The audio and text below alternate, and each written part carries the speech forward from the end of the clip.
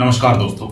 आज जैसे ही बाजार खुले, फिर से एक उद्योगपति और उसके शेयर धड़ाम से जमीन पर गिरे हैं। आप समझ गए होंगे कि हम किसकी बात कर रहे हैं। गौतम अडानी। जैसे कि कुछ दिनों पहले ही एक हिंडनबर्ग की रिपोर्ट आई थी और जो आदमी विश्व में दूसरे नंबर पर पहुंच गया था, जो विश्व का दूसरा सबसे अमीर आदमी बन गया था, जैसे ही एक रिपोर्ट आती है वैसे ही वो धड़ाम से नीचे 9वीं 10वीं उससे भी नीचे खिसक कर और पीछे पहुंच जाता है। एक रिपोर्ट ने ऐसा क्या कर दिया कि उसने किसी आदमी की अमीरी छीन ली, या फिर ये कहें कि सच्चाई दिखा दी। आप उस रिपोर्ट को इस तरह समझिएगा। पहले आप ये जानिए कि आज क्या हुआ है। आज भी हिंडनबर्ग रिपोर्ट जैसी ही एक रिपोर्ट आई है जो कि OCCRP ग्रुप के द्वारा दिखाई गई है। इसको आप इस तरह समझिए जैसे हिंडनबर्ग रिपोर्ट के बाद इनके शेयर में बहुत बड़ी गिरावट आई थी, आज भी इनके शेयर में बहुत बड़ी गिरावट आई है। वो इस प्रकार समझिए कि जैसे कि किसी आदमी के पास गाड़ी नहीं है लेकिन वो दिखाने के लिए कागजों में गाड़ी बेचता है। अगर वो गाड़ी बेचेगा तो उसके पास पैसा आएगा और पैसा व्हाइट आएगा, लेकिन गाड़ी गई या नहीं गई ये किसी को नहीं पता, उसने वो बेच दी। ऐसा ही इसमें भी हुआ है। ब्लैक पैसे को किस तरह से व्हाइट किया जाता है, ऐसा इस रिपोर्ट में देखने को मिला है और ऐसा ही हिंडनबर्ग रिपोर्ट में देखने को मिला था। जिस आदमी के पास कुछ बेचने के लिए नहीं है और वो बेच रहा है और उसके बाद उसको पैसे मिल रहे हैं, ऐसा इसमें हुआ है। अडानी ने अपने शेयर तो बेचे, लेकिन उन लोगों को बेचे जो उनके खुद के ही थे और उनसे एक कंपनियां बनवाई गई उनके द्वारा और कंपनियों के खातों से अडानी ग्रुप के पास पैसे पहुंचे। सारा हवाला का पैसा ऐसे घूमता रहा और फिर अडानी की गोद में आ बैठा। जो आज रिपोर्ट आई है उसमें कई लोग शामिल हैं, जिसमें मुख्य रूप से आज उनके भाई विनोद अडानी भी शामिल हैं।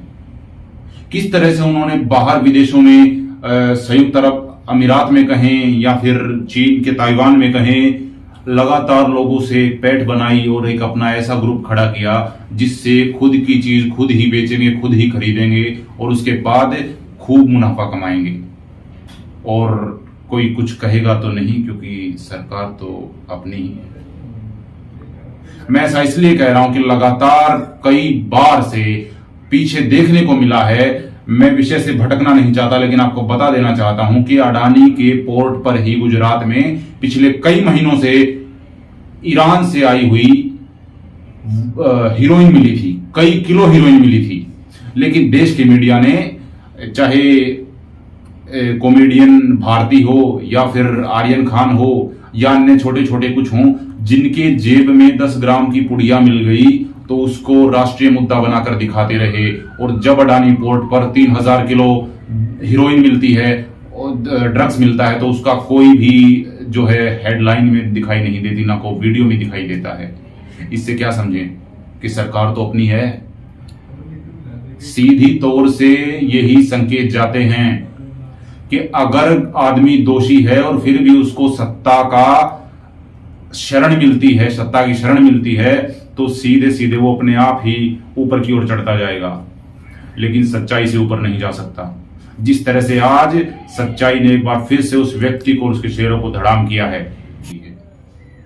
बार बार ऐसा ही देखने को मिलता है कि उद्योगपति जो कि एक, अगर हम पीछे दृष्टिकोण डालें, एक दृष्टि डालें उस आदमी की अमीरियत पर, जो आदमी आज से 10 साल पहले दुनिया के सबसे अमीर 300 लोगों में भी शामिल नहीं था, आज से 5-7 महीने पहले आपने देखा होगा वो वर्ल्ड का 2nd रिचेस्ट पर्सन भी बना। ये केवल स्टॉक मार्केटिंग से ही हो पाया था। वो स्टॉक मार्केटिंग में वही हुआ, अपनी चीज अपने आप ही बेचते गए और अपने आप ही खरीदते गए, बदले में हवाला का पैसा घूमता रहा। क्यों ऐसे लोगों को सरकार की शरण दी जाती है या सत्ता की शरण दी जाती है? और इसके विपरीत अगर देखते हैं, लगातार ऐसे मुद्दों को देश की मीडिया द्वारा उछाला जाता है जो कि बिल्कुल गौण थे, उनको प्राथमिकता दे दी गई। और आज देश का मीडिया जो मुद्दा प्राथमिकी रूप से है उसे नहीं दिखाता है, चाहे वो रोजगार का हो, चाहे वो महंगाई का हो, भूखमरी का हो, किसी भी तरह का मुद्दा हो, उस पर बात नहीं की जाती। बात की जाती है सिर्फ सरकार के गुणगानों पर। जब तक कलम सत्ता की गुलामी करती रहेगी, न तो देश का विकास हो पाएगा, न ही मानसिकता का। मानसिकता का विकास मैं इसलिए कह रहा हूं क्योंकि भगत सिंह ने कहा था कि आप हमारे शरीर को मार सकते हैं, विचारों को नहीं। बात विचारों की है। क्यों हमारे देश का मीडिया उस विचार को नहीं ला पाता है जो विचार देश के लिए जरूरी है और जो सच्चा है। हमारे देश के कई न्यूज चैनल कहते फिरते हैं कि हमारा सबसे बड़ा चैनल है और सबसे अच्छा चैनल है, चाहे वो यूट्यूब पर हो या फिर नेशनल मीडिया की बात हो या टीआरपी की बात हो। कुछ दिनों पहले एक नेता ने मंच से भी कह दिया था कि मैं आपको बधाई देता हूं कि आपका चैनल नंबर 1 है और वो चैनल अच्छा भी है, लेकिन मैं उस दिन का इंतजार करूंगा जब आपके चैनल को ये कह पाएंगे आपका चैनल नंबर 1 सच्चा चैनल भी है। क्योंकि पत्रकारिता का मुख्य कार्य सच्चाई को दिखाना होता है और आज के दिन भी इसके विपरीत हो रहा है, सच्चाई को छिपाया जा रहा है। कैसे अचानक जो ये रिपोर्ट हम आपको बताएं कि organised crime and corruption reporting project के द्वारा ये जो रिपोर्ट बताई गई है, अगर ये एजेंसी ना हो तो ये खबरें यूं ही नीचे नीचे दबी चलती रहें और ना तो हमें पता लगे कि देश में क्या हो रहा है और कैसे देश को लूटने वाले लगातार लूट रहे हैं, खाने वाले खा रहे हैं और देश की जनता लगातार गरीबी में धंसती जा रही है, बेरोजगारी में धंसती जा रही है, महंगाई में धंसती जा रही है।